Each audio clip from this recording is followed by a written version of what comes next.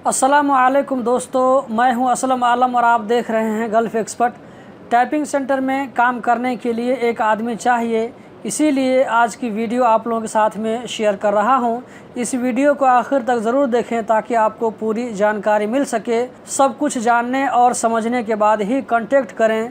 Video के आखिर में एक ईमेल दिया जाएगा, उस ईमेल पर अपना डॉक्यूमेंट या जो डिटेल आपसे पूछा जाए उसको आप भेज सकें। सबसे पहली बात, आदमी एक्सपीरियंस होल्डर होना चाहिए, मतलब उसने किसी न किसी टाइपिंग सेंटर में काम किया हो, बिल्कुल नया न हो।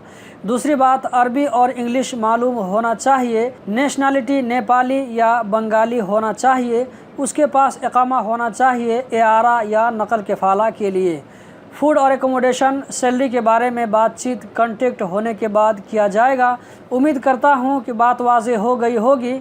आप में से जिन भाइयों को इंटरेस्ट है, स्क्रीन पर नज़र आने वाले ईमेल पर अपनी सीवी या अपने बारे में जो डिटेल आपको स्क्रीन पर दिखाया जा रहा है, पूछा जा रहा है, वो डिटेल अपना सेंड कर दें। इतना डिटेल भी सेंड करना काफ़ी होगा। दोस्तों, इस वीडियो को लाइक करें, दोस्तों के साथ में शेयर करें। आपके एक शेयर करने से किसी की मदद हो सकती है। वीडियो देखने का बहुत बहुत शुक्रिया।